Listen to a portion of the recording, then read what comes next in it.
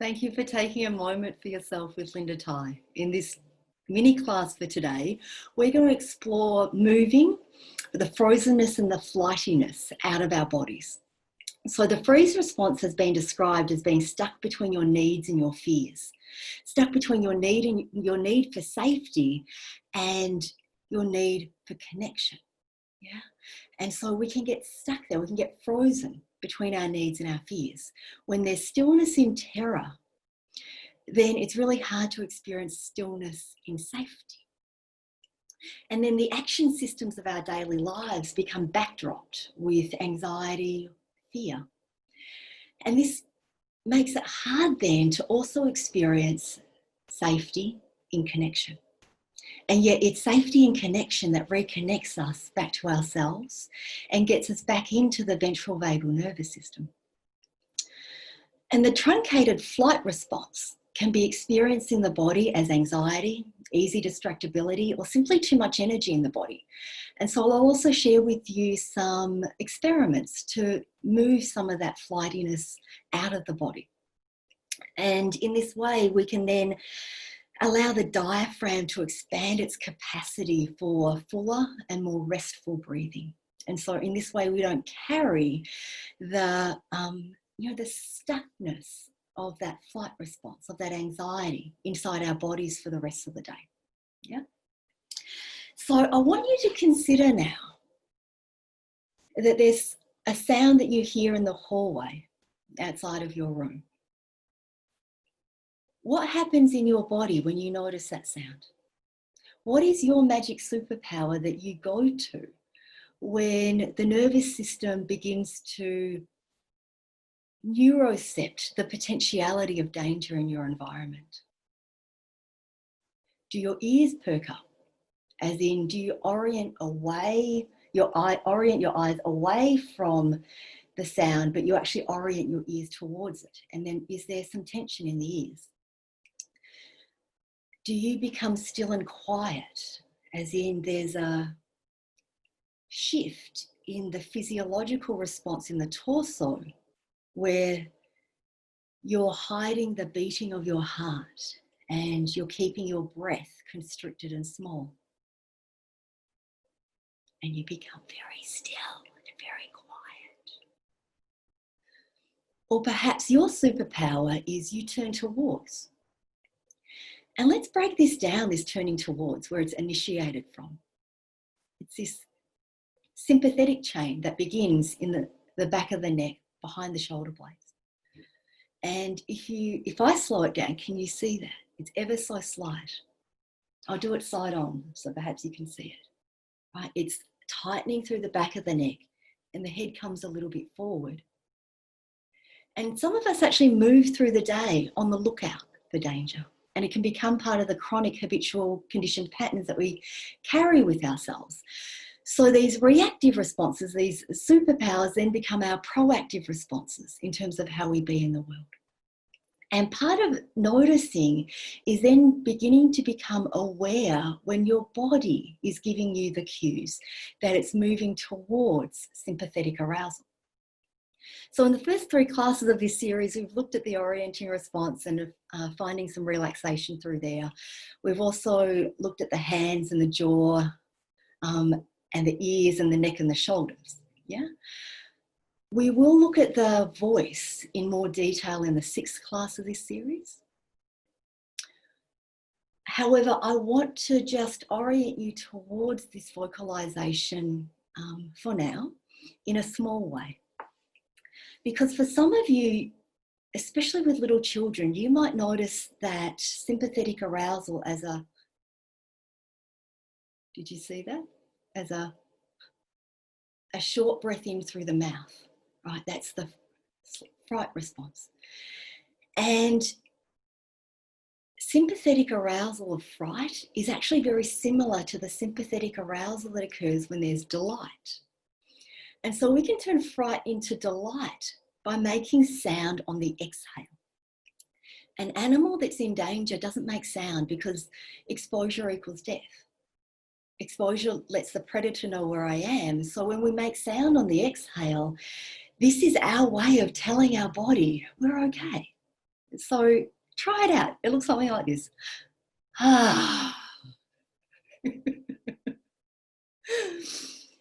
Some of you, when you do this, there may be laughter at the end of it, or there may be some shaking that happens in the body, some neurogenic tremoring, a release of the tension.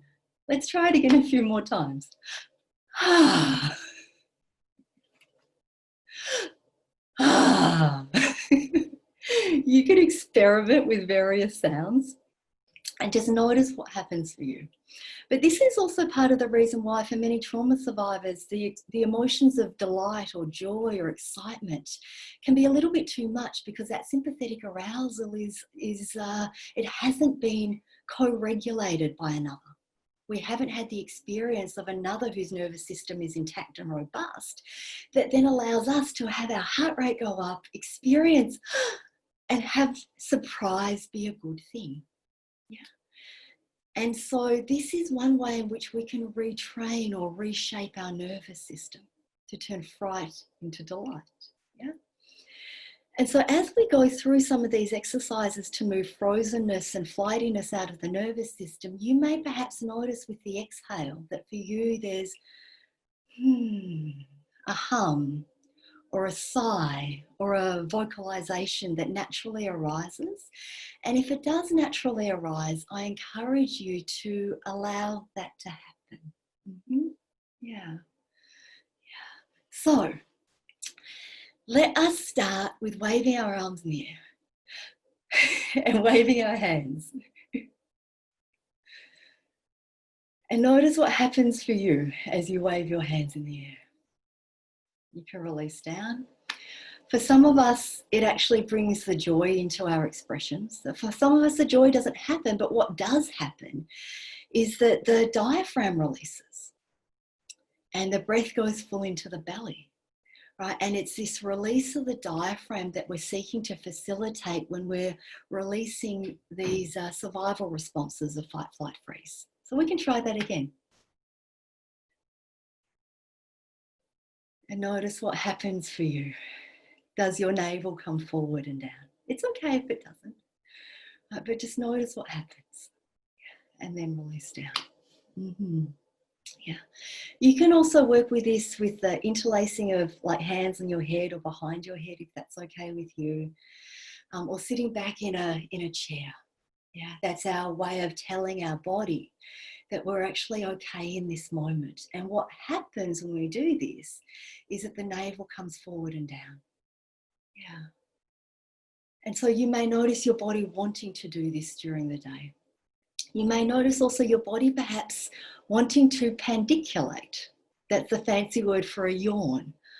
And so if you notice yourself pandiculating or yawning, let that be let your body stretch when you yawn, so that the release of the yawn actually can release the diaphragm as well as all the fascial connections that connect all the way to your fingers and up and through the torso, perhaps even down through to your toes and your feet. I noticed something that has been particularly helpful for myself and for my clients when working with the freeze response is to press into the sternum, into the upper torso with both hands, and to place some gentle pressure here. And you can also adjust the amount of pressure. And then to send a few breaths into the hands and into the area around the hands. Allow the shoulders to melt away from the ears.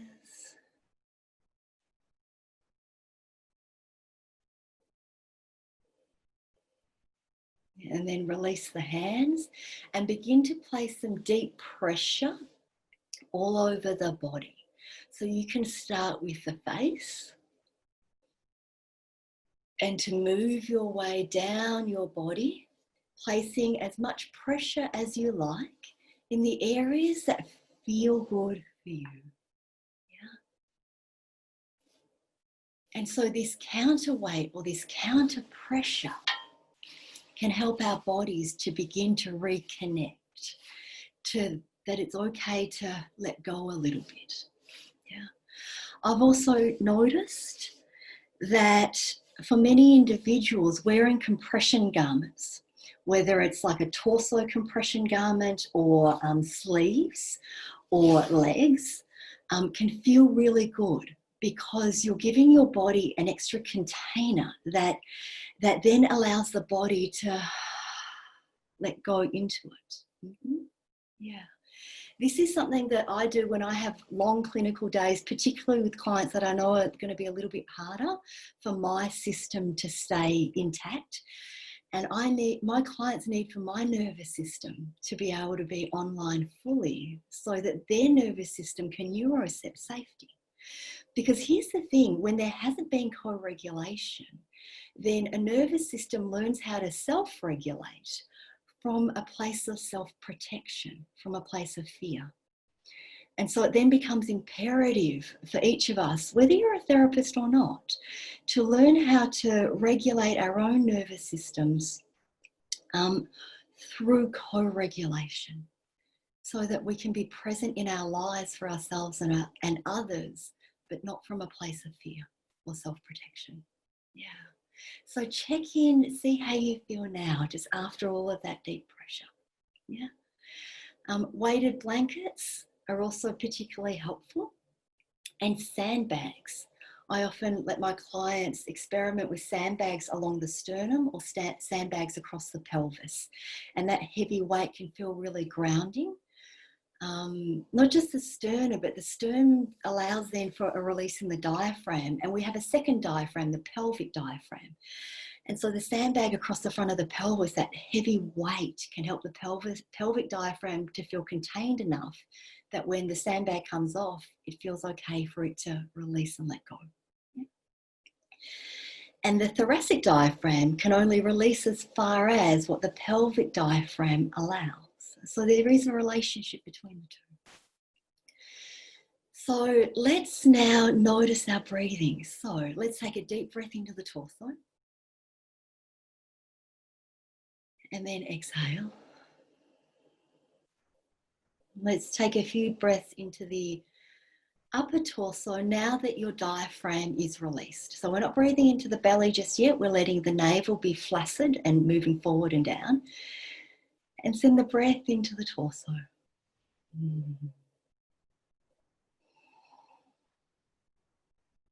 And use the breath to expand the upper torso in a way that feels good for you. Perhaps there's a slight breath hold at the top, but with the breath hold, you're creating an internal pressure that then stretches some of this upper torso area.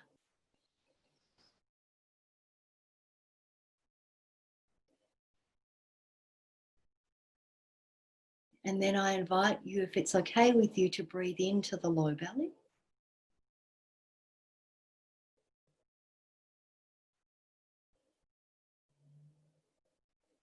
Lengthening the exhale so that it's longer than the inhale.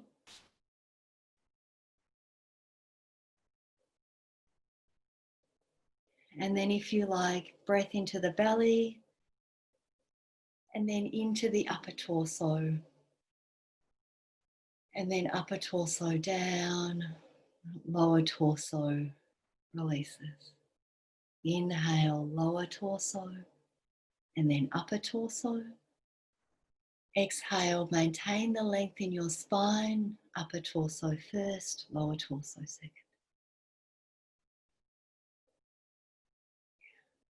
Allow for there to be a little bit of rocking and rhythmicity that arises.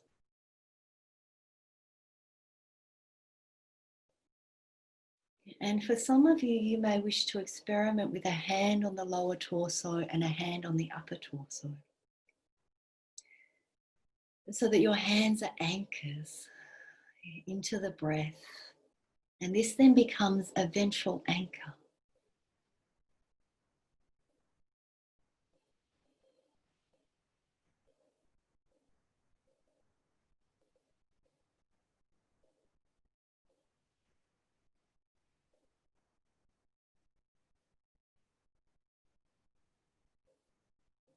And then pause. Allow the breath to do what it naturally would like to do in this moment.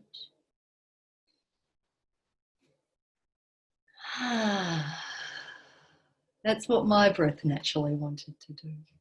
Yeah. So now let's explore some squeezing and releasing. So this can be particularly helpful for that freeze response. And it's similar to progressive muscle relaxation, but it's a little bit faster. So I'm actually going to sit back a little bit further so you can see the fullness of my body.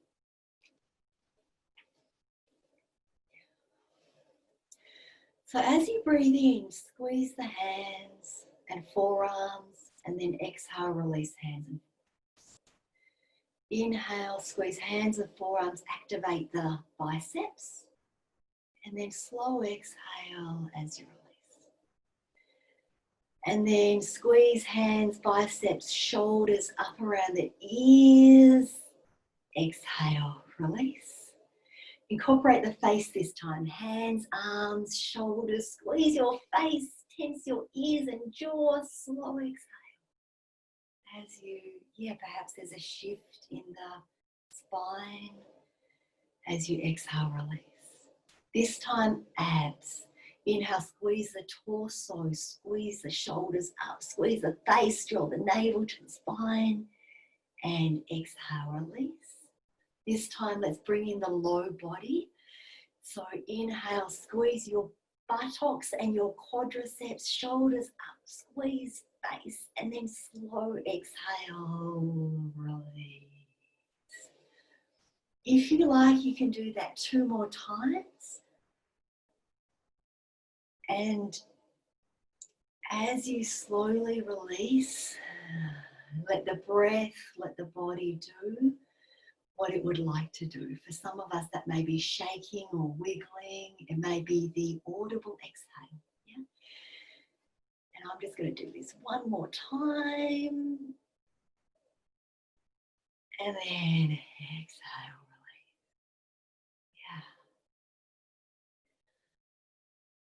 Yeah. Let your breath do what it naturally would like to do next. Yeah. That may be the audible exhale for you. So in terms of the flight response, which may be experienced simply as too much energy in the body, oftentimes the flight response actually gets truncated because we stay stuck in freeze. We're stuck between our needs and our fears, and we'd like to get out of here. And so I end up just having a little bit too much energy in the body. And yet for some of us, this next exercise that I'm going to share with you can actually be too activating for the nervous system. And if I show you once again the polyvagal ladder, where we start up here with ventral vagal, and as the sympathetic nervous system becomes aroused, we mobilize our active defenses, become agitated, frantic, and then, that fight and flight really kicks in there. And then down here is the dorsal vagal branch of the parasympathetic nervous system, collapsed, numbed out, shut down. For some of us, our nervous systems have become patterned by our experiences to be sitting here, and we experience some fright, and there may be the freeze response with a lot of activation in the body, and then we go straight down here into dorsal vagal collapse. And so this bit here, for some of us, that fight flight, it may be too activating for the nervous system. And so I just want to let you know that ahead of time. And yet for some of us, this is where we actually live on our personal autonomic nervous system ladder. Yeah? And so I'll share this exercise with you. Okay?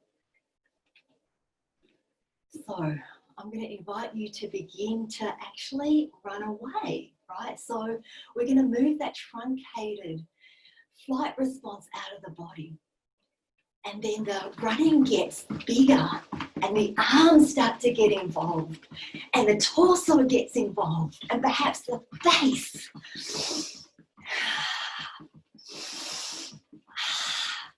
And your breathing becomes however your breathing becomes when you're running away. And then we start to slowly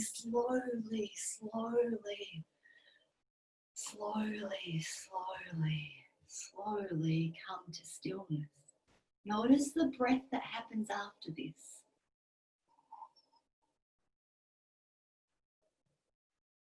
Notice the areas of the body where the breath is now able to expand into and towards as a result of moving the truncated flight response out of the body.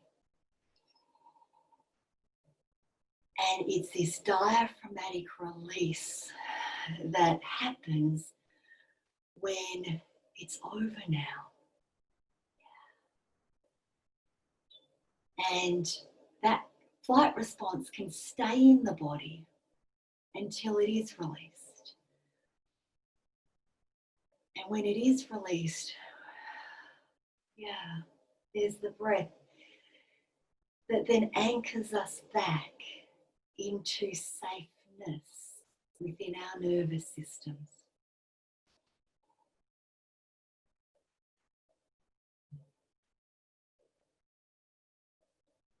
Thank you for joining me this week. Next week, we will learn safe ways to be able to move anger and irritation out of the nervous system.